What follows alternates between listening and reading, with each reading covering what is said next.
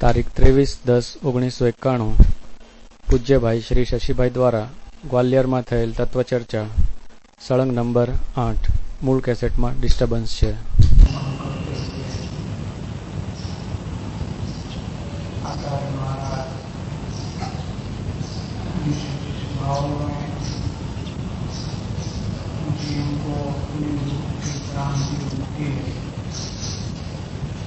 ऐसे सभी भाव का निषेध करते जहाँ भी आत्मा रूप अपने रूप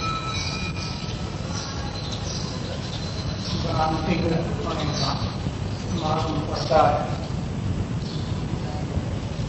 ऐसे किसी भी प्रकार के भाव जीव में नहीं है. जीव का स्वरूप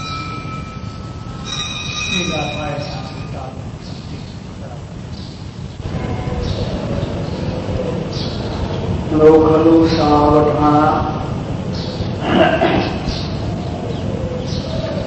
नो मानव भाव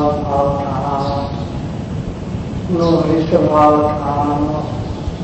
जीवस्त हृष्ट माना करुणानंद भाव के निष्ठान हो जीव के होते न स्थान स्थान और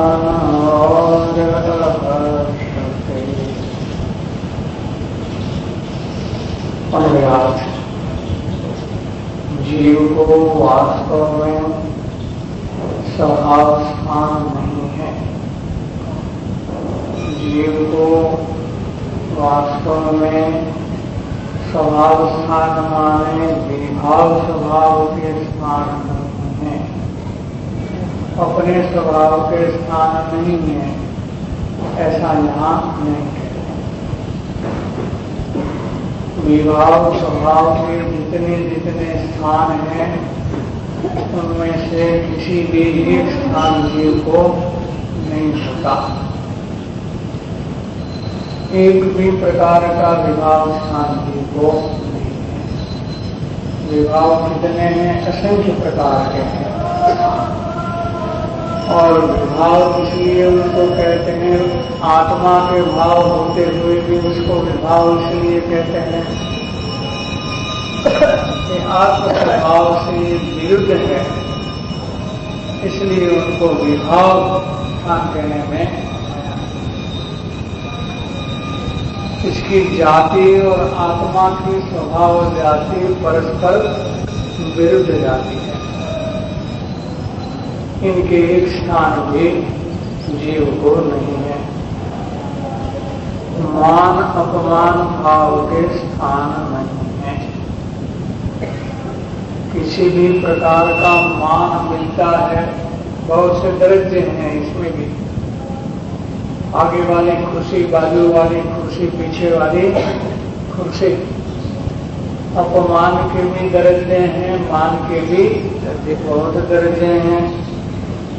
इस मान अपमान भाव के किसी भी प्रकार के स्थान जीव में नहीं है. जीव में नहीं है इसका मतलब मेरे में नहीं है. जीव कोई तीसरी चीज नहीं है, दूसरी चीज नहीं है, मेरे में नहीं है. स्वभाव स्थान जी स्वभाव स्थान नहीं है. विभाव स्वभाव के स्थान, स्वभाव स्थान में इसका मतलब ये कहा, विभाव का भी स्वभाव है, जाति है. विभाव की एक जाति है जिस जाति में सभी प्रकार के विभाव आ जाते हैं. दृष्टांत ले लें, कहाँ जीव की भूल होती है कि कोई ईश्वर का स्वरूप को कल्पना करके एकाग्र होने की लीनता करने का प्रयोग करता है कि हमें ईश्वरमय भगवानमय हो जाना है. अन्य मत में ये बात आती है, हमारे परमेश्वर में हम लीन हो जाएंगे. और हमारे जैन दर्शन में दूसरा ईश्वर में लीन होने का कोई उपदेश नहीं है। वो तो कहेंगे कि हम तुम्हारे सामने नहीं देखते, मैं हम तो हमारे में लीन है, तुम भी तुम्हारे में लीन हो जाओ। और आत्मस्वरूप का चिंतन आदि करने में आता है। उस वक्त कषाय अधिक मंद होती है, रोमांच भी उल्लसित होते हैं, आता है रस स्वरूप चिंतन के काल में रोमांच भी होता है, उल्लसित होता है और अधिक शांति अनुभव में आती है। क्या चीज है वो? ये विभाव स्थान है, स्वभाव स्थान नहीं है। क्या कहा? ये मानसिक शांति है, वो भी विभाव का स्थान है।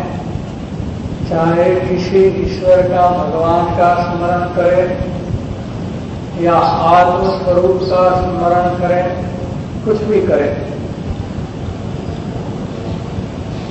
कितने भी भाव से करे, क्या बहुत भाव से करे, बहुत भावना से करे, तो ऐसे ऐसे भाव और भावना में जो शांति मिलती है, उसकी जाति कौन सी? विभाव जाति है।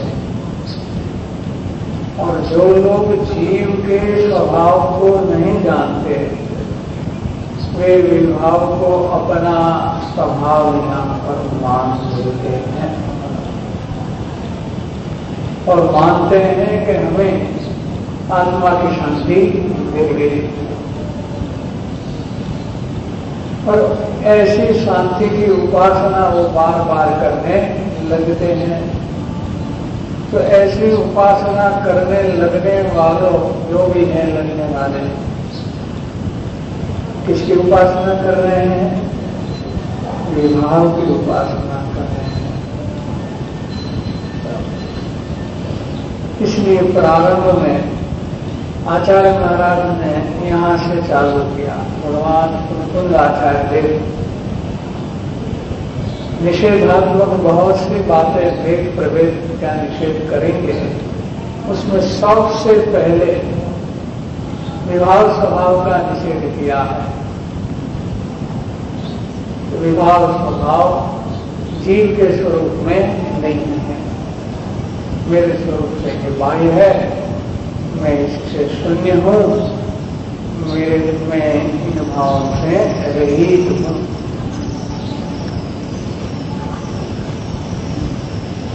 मान और अपमान भाव के किसी भी प्रकार के स्थान मेरे में नहीं है।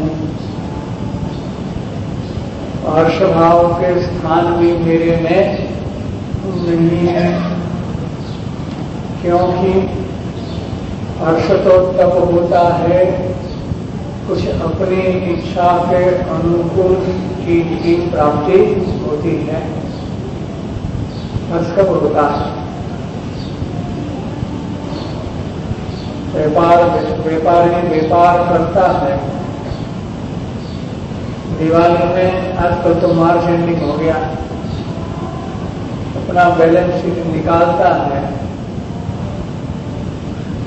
मानता है कि 2-5 लाख का नफा हुआ होगा और बैलेंस शीट बोलता है कि इसमें तो 10 लाख का है, 2-5 लाख का नहीं है। ज्यादा पैसे आगे में क्या होगा? हर्ष होगा और सब चीज पर पैसे से खरीदी जाती है। तो जिस चीज की चाहना है वो चीज का संयोग होता है, जीव को हर्ष होता है।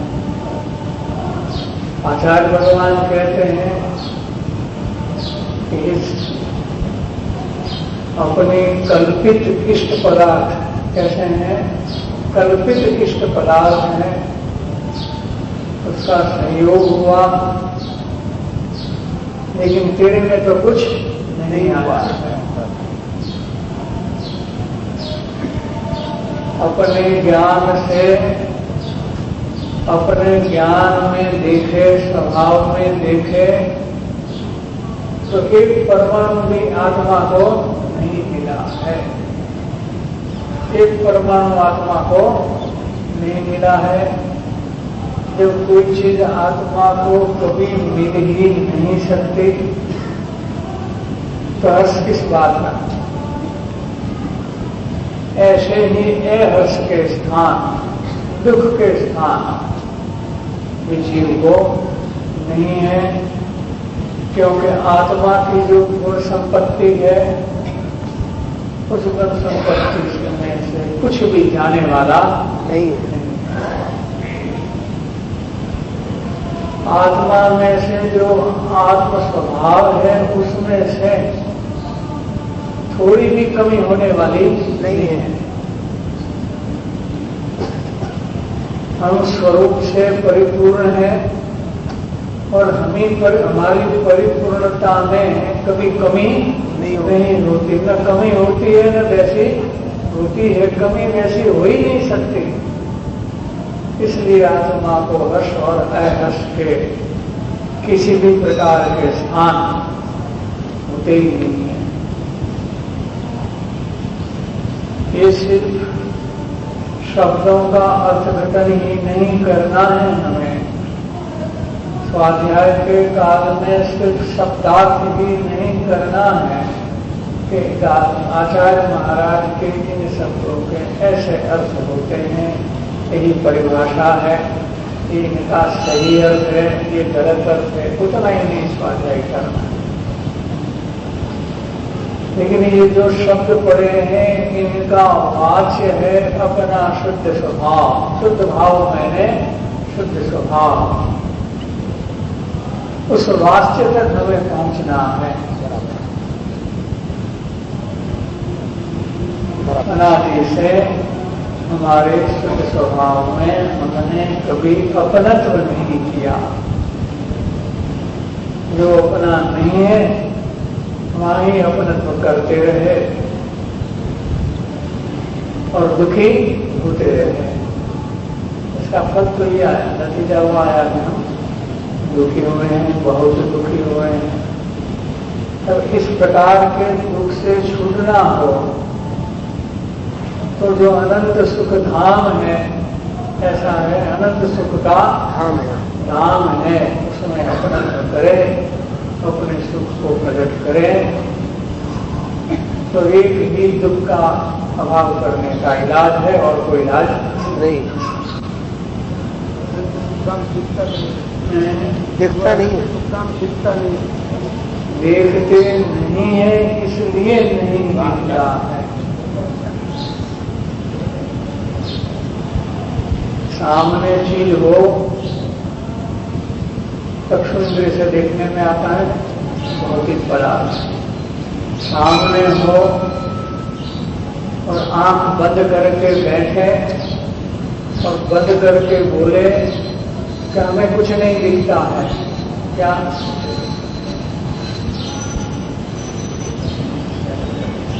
नहीं दिखता है? यही कारण है कि हमें हमारी आंख बंद कर दी है। जो दिखने लायक चीज हो, दृश्यमान हो और नहीं दिखे, ऐसा बन सकता है?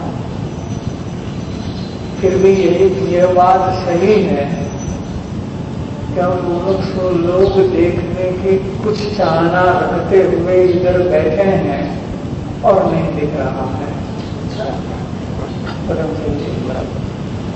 कुछ ऐसे भाव लेकर के सुबह सुबह बजाय दुकान खोलने के हम इधर आकर के घंटा भर बैठ गए। कुछ ऐसा भाव भी, अभिप्राय भी रख लिया गए हमें हमारा स्वरूप देखने में आवे, फिर भी नहीं दिख रहा है। ये बात सही है। दुकान जाने वाले ने तो आंख बंद कर दी है आत्मा को देखने के लिए, लेकिन यहाँ आकर बैठने वाले ने क्यों बंद कर दी है जिससे नहीं देखते हैं? हाँ, और ये सत्शास्त्रों में, परमाणुओं में ये आंख खोलने का, ज्ञान चक्षु खोलने का उपाय बताया है, इलाज बताया है, विधि बताई है। जो बात वो कहने चाहते हैं, कहने वाले तो देख करके कहते हैं, अच्छा, कहने वाले तो देख करके कहते हैं। तो हमें ये देखना है कि किस तरह वो देखते हैं, जिस तरह हम भी देखें। अपने स्वरूप को वो देख रहे हैं, जिस तरह वो देख रहे हैं उस तरह हम भी देख सकते हैं। जैसा वे कहते हैं, जैसे उनकी आज्ञा है उसका परिपालन करें, और नहीं देखने में आए ऐसा नहीं बनता। स्कूल में, कॉलेज में ये बन सकता है कि विद्यार्थी परिश्रम करे और फेल भी हो सकता है। परिश्रम करने वाला भी शायद फेल हो सकता है, लेकिन यहाँ ऐसा एक भी अपवाद रूप केस भी नहीं है कि जो परिश्रम करता है, यथार्थ पुरुषार्थ करता है और समीप दर्शन स्वानुभव में आत्मा नहीं देखने में आती है, ऐसा एक भी केस न बना है, न कभी बनने वाला है। ऐसा मार्ग तो ऐसा सुंदर है,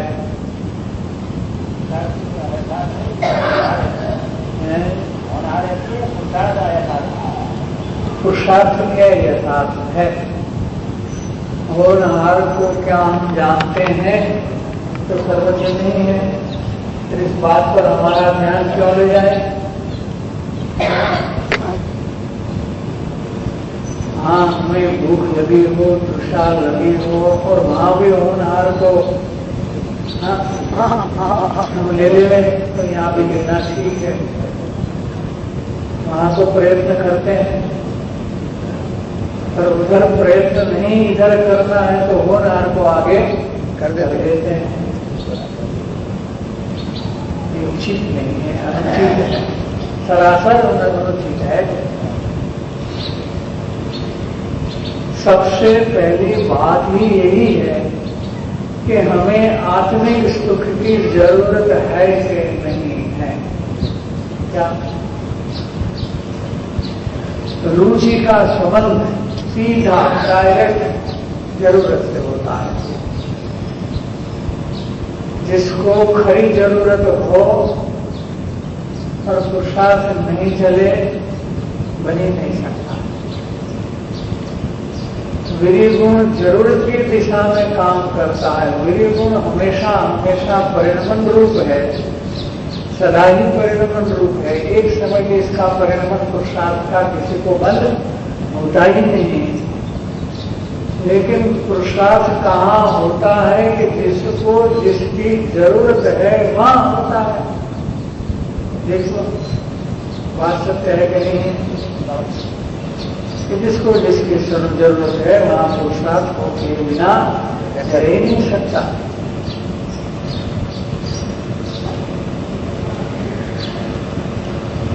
ठीक है, यह निर्विकल्प तत्व के स्वरूप का कथन है।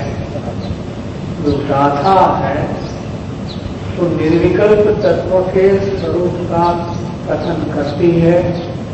बात कहती है जो आत्मा निर्विकल्प स्वरूप है उनका ही कथन किया है। नास्ति से कहा है, किया अस्थि से क्या कहें। निर्विकल्प शब्द ही नास्तिवाचक है। निर्विकल्प शब्द खुद ही नास्तिवाचक है। और समझाने का ये तरीका अच्छा है कि जिस नास्तिक भाव में जीव खड़ा है उसी भाव से उसे समझाते हैं कि ऐसे भाव तेरे स्वरूप नहीं है। जो भाव में अपनत्व हो रहा है ऐसा तेरा स्वरूप भी नहीं है।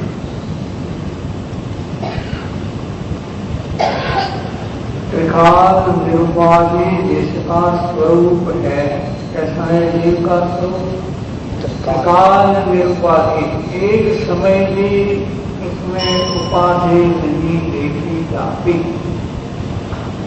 ऐसे शुद्ध जीवास्तिकाय को वास्तव में विभाव स्वभाव स्थान नहीं है।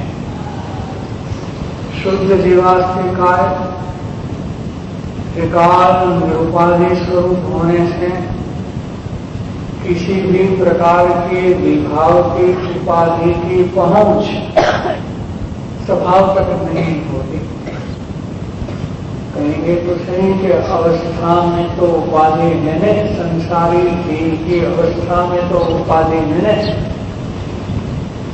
ये अवस्था की उपाधि की मर्यादा है अपनी अवस्था पर्यंत, इससे आगे नहीं है।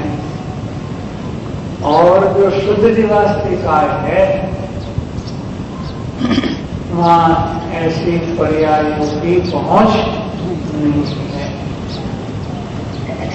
विभाव की पहुंच वहां है ही नहीं, वो अपनी मर्यादा में है। शुद्ध जीवास्तिकाय अपनी मर्यादा में है। केवल ज्ञान ये विभाव स्वभाव है या स्वस्वभाव? जी, केवल ज्ञान विभाव स्वभाव है या स्वस्वभाव?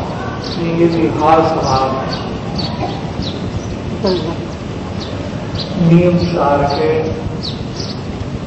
विषय वस्तु जो बात है वो ऐसी है, इसलिए चार भावों से अगोचर है।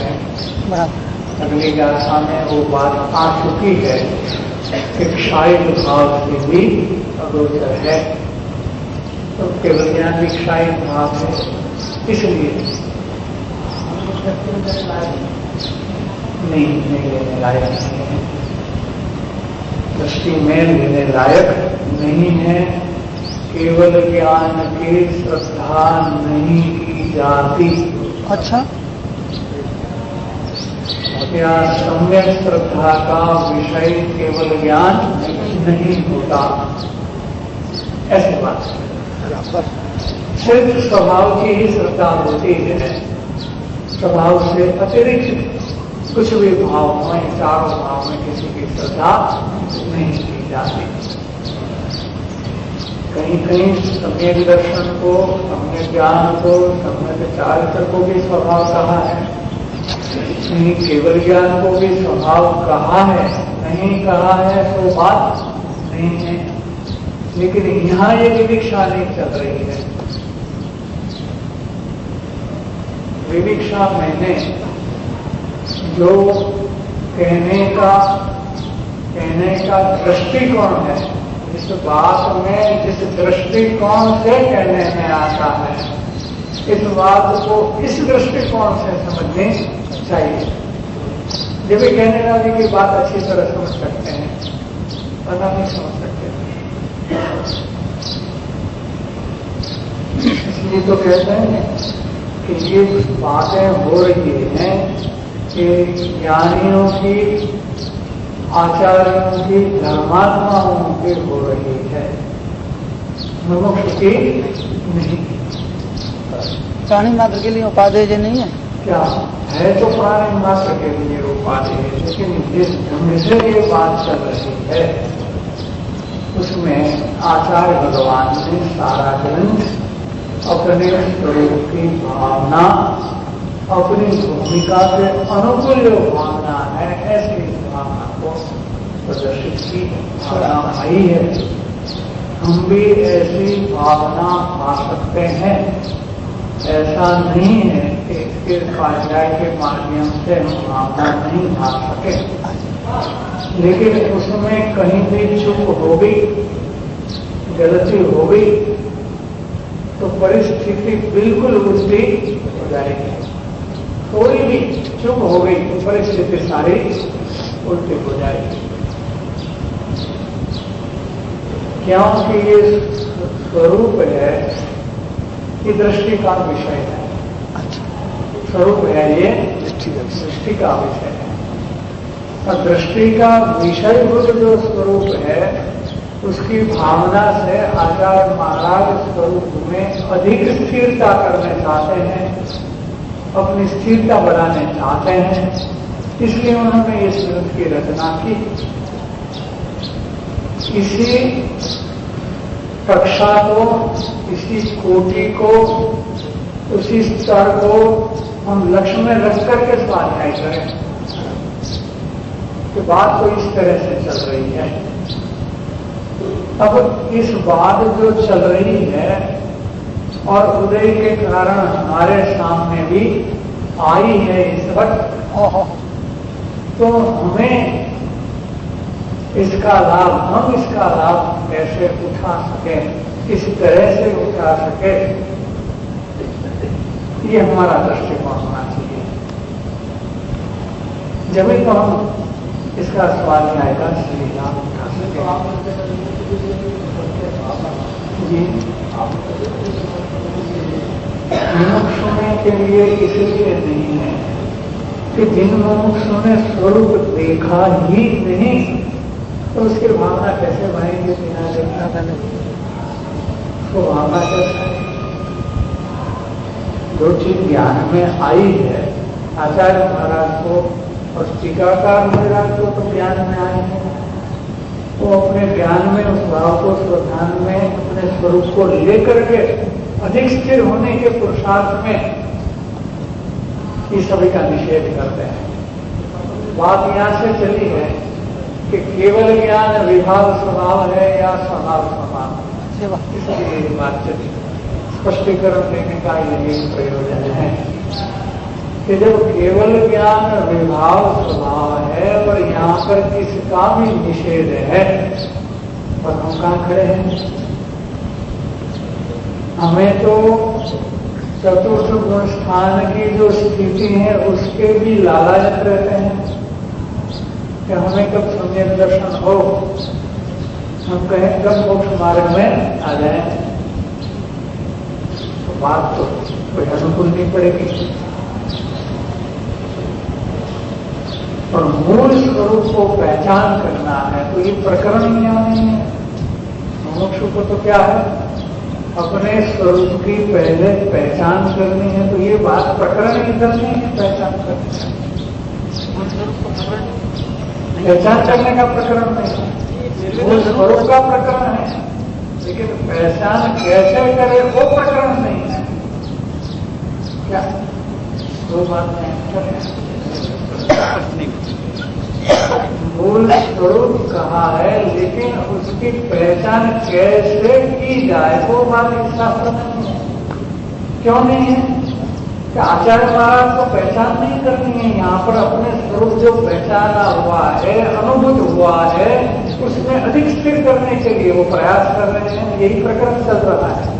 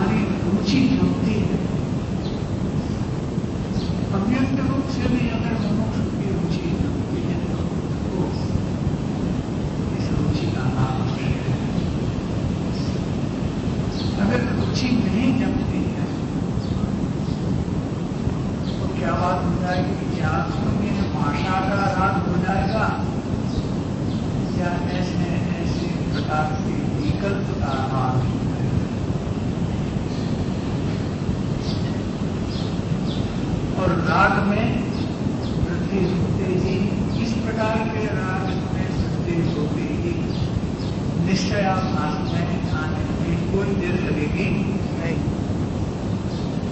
ये बात हो जाएगी। शुद्ध निश्चय का करना है, परम शुद्ध निश्चय का करना है। बात तो बहुत गंभीर है, जरा संभाल के चलना है, ऐसे नहीं दौड़ा जाता, संभाल के चलना है। तो ऐसे हमें हमारी रुचि कहाँ काम करती है, एक रुचि का प्रकरण है, देख लेना। आत्मरुचि, अनात्म रुचि कैसे होती है, उनके कौन कौन से लक्षण से वो पहचाने जाते हैं। आत्मरुचि कैसे होती है, किस किस लक्षण से ये पहचानी जाती है, तो अपने आप में अवलोकन करके, अपने परिणामों का अवलोकन करके, अपनी रुचि कहाँ है तो समझे। अगर हमें स्वीकारी ऐसी बात में जाए बिना इन परिणामों से हमारी आत्मरुचि अगर उजागर होती है तो अवश्य अध्याय है, हमें लाभ का प्राप्त होगा। और मुमुक्षु की भूमिका में आत्मरुचि बिना अनात्म रुचि वाले को इसकी जोखिम बहुत है। ऐसे महान ग्रंथों के बिना अधिकार पढ़ा जाता, क्या अधिकारी होना चाहिए, पात्रता होनी चाहिए, पात्रता के भी बहुत माने हैं, ये सब होने पर इसका भूल हो सकता है। 373 गाथा पदाधिकार में कहा है, शास्त्र पढ़ने का कौन है, शास्त्र स्वाध्याय का मैंने लाभ गुण से विरुद्ध गुण कौन सा है कि देहादेव और रागादि से भिन्न चैतन्यमय आत्मा की भिन्नता होना ये शास्त्र पढ़ने का गुण है। तो ऐसी स्वरूप की अभिन्न रुचि और कर्तव्य और प्रभावों की रुचि नहीं होना, इसी पर वो शास्त्र स्वाध्याय परमात्मा का स्वाध्याय करना है। तो अपनी योग्यता की पूरी अपने को तसल्ली हुए नहीं किया जाता है, वरना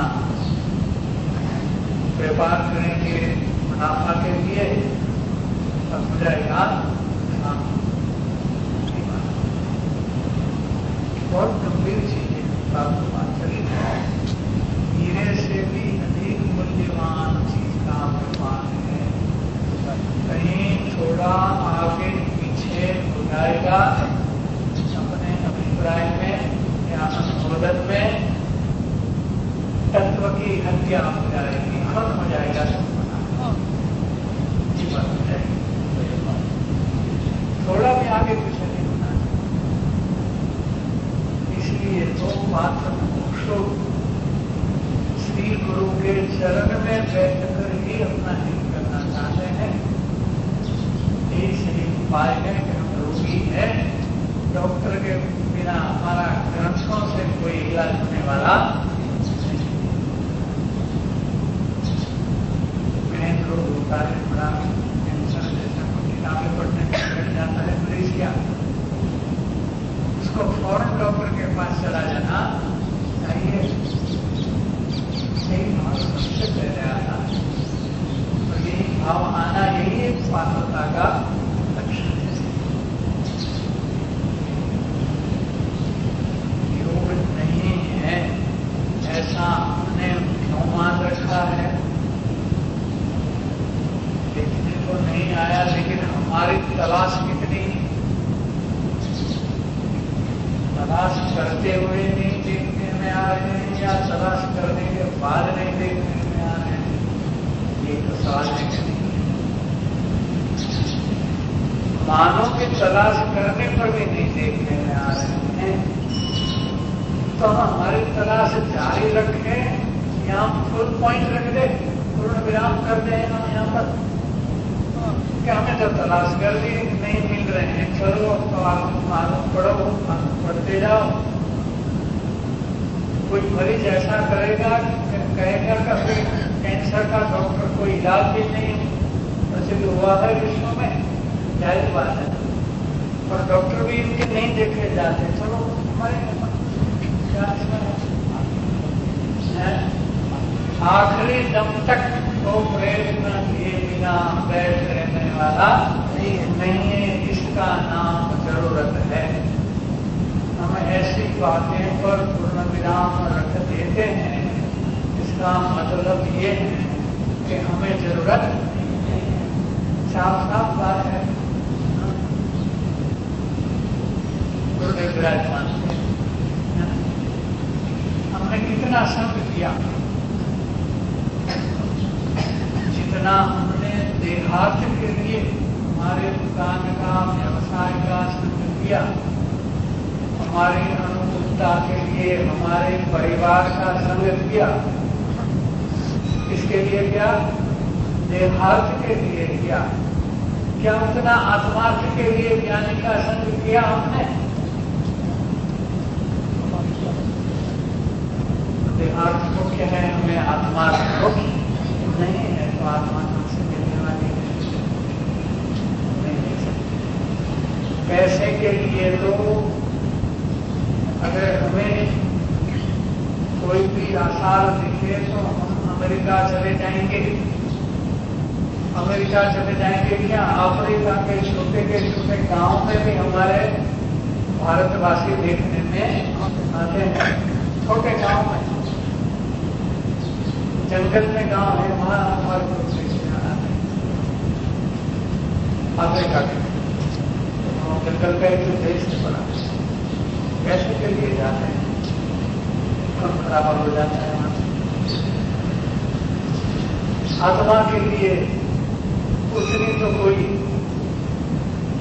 भय वाली परिस्थिति नहीं है, जहाँ खून खराब हो जाए, जहाँ कोई तकलीफ हो जाए, शायद हमें खाना अनुकूल नहीं पड़ेगी,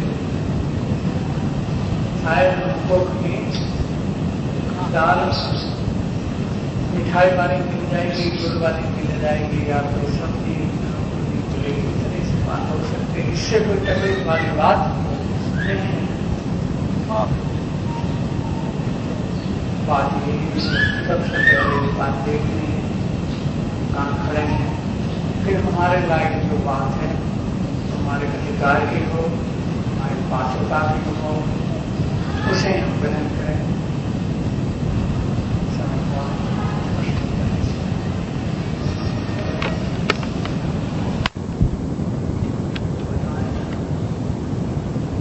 सभी जीवों का कल्याण हो, प्रश्न पूछने वाले को अपना कल्याण हो,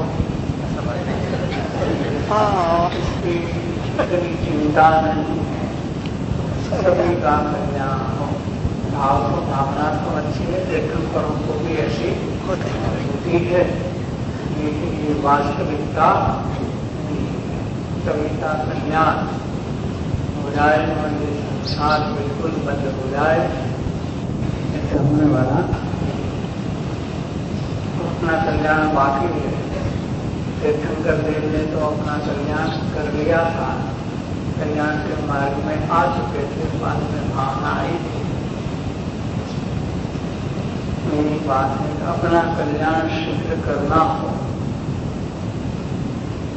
तो अपना परिपूर्ण कल्याण ही चाहिए और कुछ हमें नहीं चाहिए।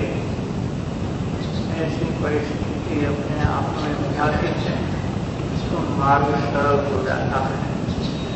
मार्ग सरल है और सुगम भी है।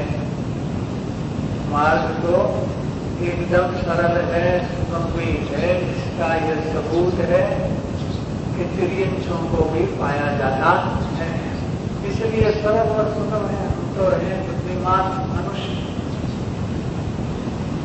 लेकिन किनको सरल और सुगम है कि जिनको यही चाहिए और कुछ नहीं चाहिए, उनको सरल और सुगम है। यानी जरूरत है, जरूरत के अनुकूल रुचि है, उसके लिए सरल है। जिनको रुचि नहीं है उसके लिए दुर्लभ है।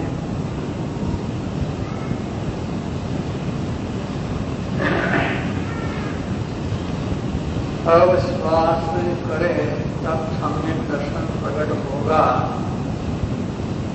या जब सम्यक दर्शन हो तब स्वाश्रय प्रकट होता है। क्या बात है? स्वाश्रय और सम्यक दर्शन स्वाश्रय से प्रकट होता है, सम्यक दर्शन से स्वाश्रय प्रकट होता है। ऐसा क्रम नहीं लेना चाहिए। स्व आश्रय से सम्यक दर्शन होता है। वास्तविक महात्मा लाने के लिए क्या करना चाहिए? वास्तविक महात्मा लाने के लिए अपने स्वरूप की पहचान करनी चाहिए। ये स्वरूप का महात्मा और इस कार्य की महिमा हमें समझ में आनी चाहिए कि चारों गतियों के जन्म के कारण होने वाले दुख, मरण के समय होने वाले दुख, बाधा पीड़ा से होने वाले दुख और टेंशन तनाव से होने वाले दुख, संसार के सभी प्रकार के दुख का नाश होता है और सारी अनंत अनंत समाधि सुख की जिसमें प्राप्ति होती है। इसका मूल्यांकन कितना? हमें एक बच्चे को कॉमर्शियल लाइन तक भेजना है कि वो अपनी आजीविका अच्छी तरह चला सके, तो हम उनको करीब 15-20 साल तो पढ़ाते हैं। कितने साल पढ़ाते हैं? 15-15 साल तक पढ़ाते हैं, कभी 20 साल तक भी पढ़ाते हैं, हायर डिग्री में जाते हैं। क्या हेतु है इसके पीछे? कि हमें पैसा और अनंत अनंत सुख की प्राप्ति के लिए हमें कितने साल मेहनत करी, कहीं कितने साल की, कितनी की? तो रात भर लगता है, पढ़ाई करता है। ज्ञान के दिनों में क्या होता है? उतनी गंभीरता हमारी, इससे अधिक गंभीरता आनी चाहिए।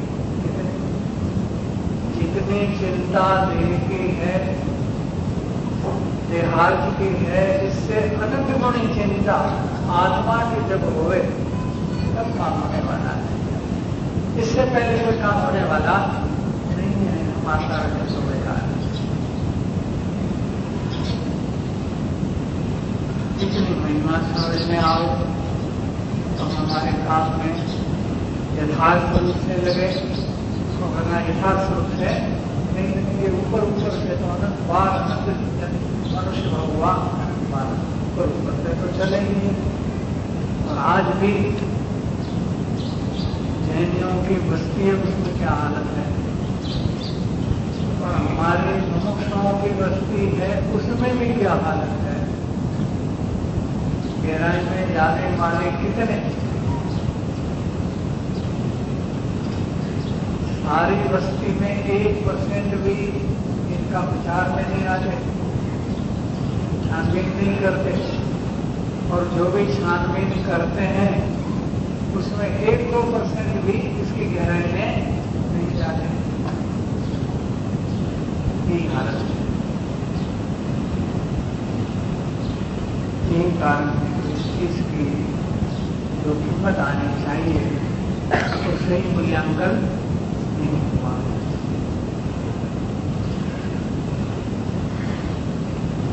जितना स्वभाव का जोर आना चाहिए उतना जोर आए बिना कार्य नहीं होता। याद बतलाए कितना जोर आना चाहिए, जितनी ताकत है उसकी पूरी ताकत लगाने का अभिप्राय होना चाहिए। मृत्यु के वक्त हम क्या करते हैं?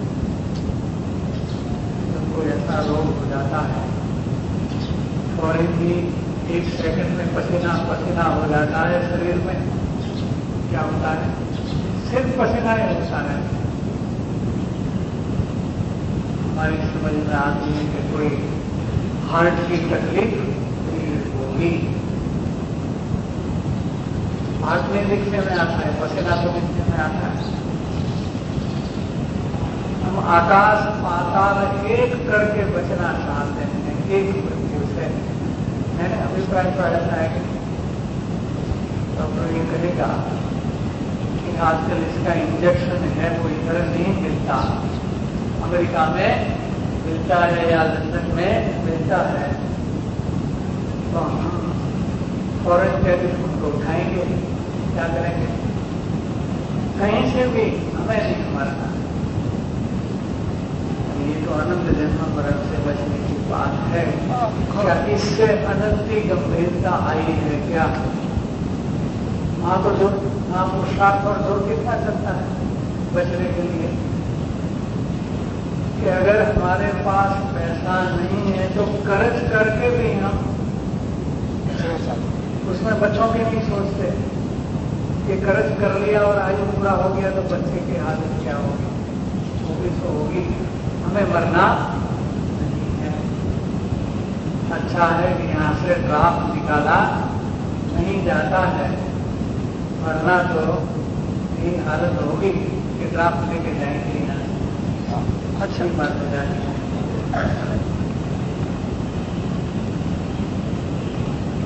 नियम सार आर्थिक गाथा के संदर्भ में कर्मोपाधि समुद्भव विभाव पर्याय इसे कहते हैं। कर्मोपाधि गुण और पर्याय दोनों कहा है। वहाँ गुण की पर्याय भेद रूप चारित्र में राजा जी जो है, और द्रव्य की पर्याय मनुष्य बना है, ऐसा लिखा है। उसको विभाव में पर्याय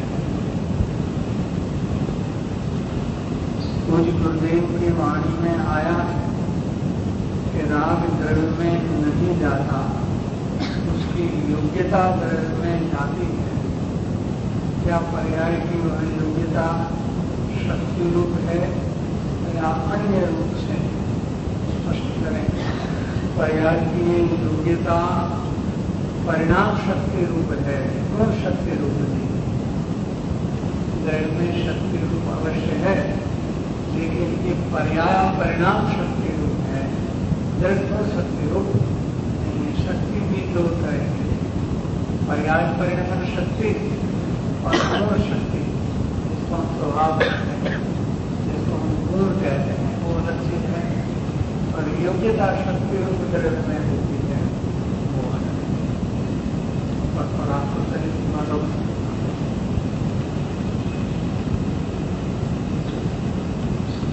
सामान्य ज्ञान का क्या स्वरूप है? सामान्य ज्ञान स्वयं स्वरूप अनुसंधान में सहायक होता है, अथवा सामान्य ज्ञान के स्वरूप का निर्णय करने वाला ज्ञान स्वरूपानुसंधान में सहायक होता है।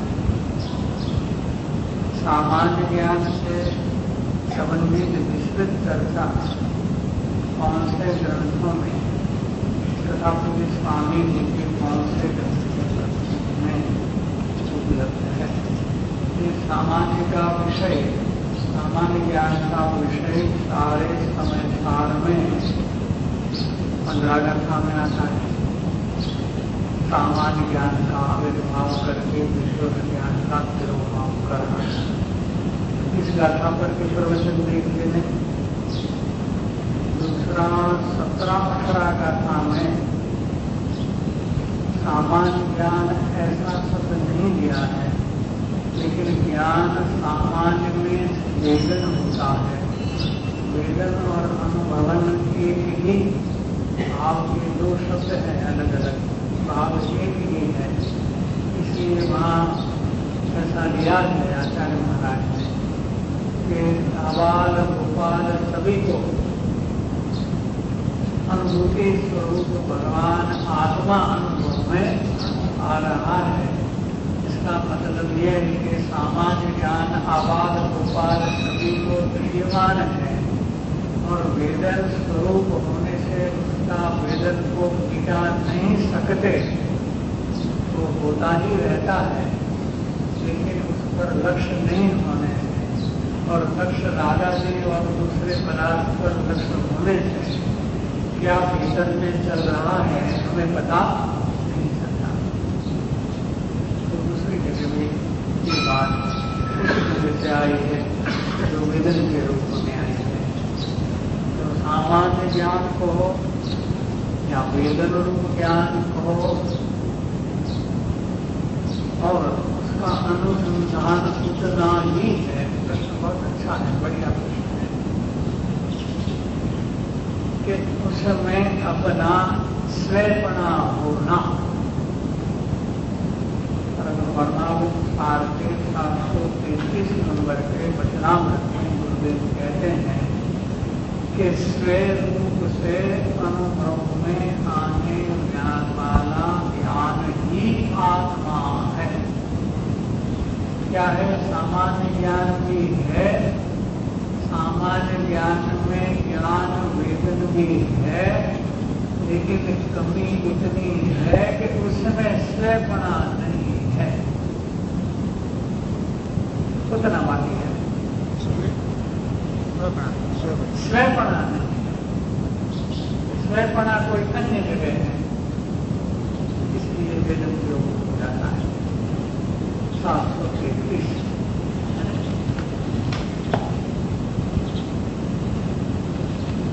पर द्रव्य और की वृत्ति अशुभ हो चाहे शुभ हो, पर वह आत्मा तो अनात्मा है। वृत्ति है स्वयं अनात्मा है, जीव की वृत्ति होने पर भी ये अनात्मा है। स्वय रूप से अनुभव में आता हुआ ज्ञान ही आत्मा है। क्या कहा? देखिए नियमकार वाला विषय कैसे मिलाओगे? आत्माओं से ज्ञान स्वय रूप से अनुभव में आता हुआ ज्ञान ही आत्मा है। एक जगह तो आत्मा पर आ जाओ, फिर इस आत्मा को कौन सी उपाधि है ये पता चलेगा। जिसकी स्वयं में तीक्ष्ण बुद्धि होती है उसी को इसे आत्मा को आत्मा उपाधि।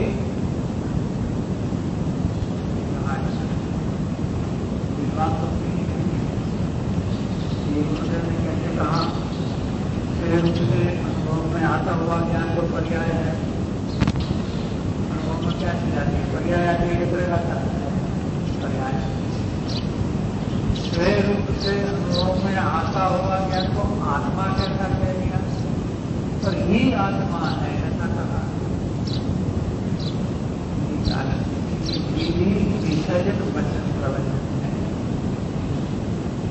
इसमें किस विधि से अनुभव होता है, विधि किससे और विधि पर्याय और आश्रय त्रिकाली का होता है।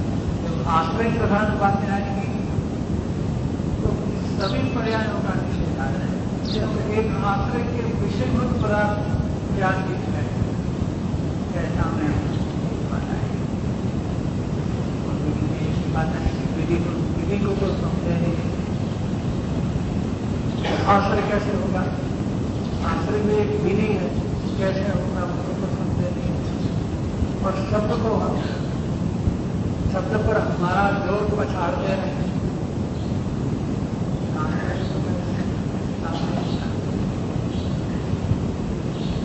हमेशा परमात्मा है, उसको विधि की तरह, क्योंकि उसमें तो ज्ञान और विचार को कैसे बीते, सम्यक दर्शन और सत्य ज्ञान कैसे हो, एक ही मुद्दे पर सारा शास्त्र लिखा गया। और यहाँ जिसको सम्यक दर्शन सत्य ज्ञान हुआ है वो अपने स्वरूप की भावना कैसे करते, इस मुद्दे पर अपनी भावना के पर सारा शास्त्र की रचना है। तो बात अलग अलग स्तर की होती है। एक दूसरे को मिलाने के जाओगे विरोध मानना पड़ेगा। अध्यात्म में ही आपस में विरोध मानना पड़ेगा। एक बात खंडित हो जाने से दोनों खंडित हो जाएंगे। जब एक अनुयोग से दूसरा अनुयोग का सिद्धांत को हमें आपस में मिला करके नहीं तर्क लगाना चाहिए। तो या तो अध्यात्म और अध्यात्म की बात आपस में टकरा जाएगी। क्यों? विषय विरोध है, निश्चय नहीं का और व्यवहार नहीं का विषय विरोध है, और विषय विरोध है दोनों उभय नया विरोध धर्म से साथ बना, जो उसको विरोध रूप से ग्रहण कर सकते हैं तभी तो काम होता है। विरोध में रह जाएंगे तो दोनों पता हो जाएगा। इसलिए बात थोड़ी टेक्निकल तरीके से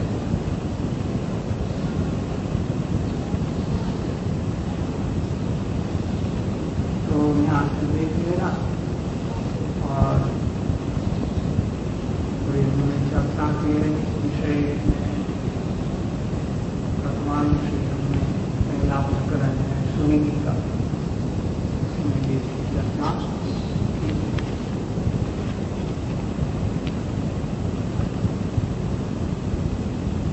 सुब्रानी जी के एक बोध में आया है, आवश्यक कहा जाता है परंतु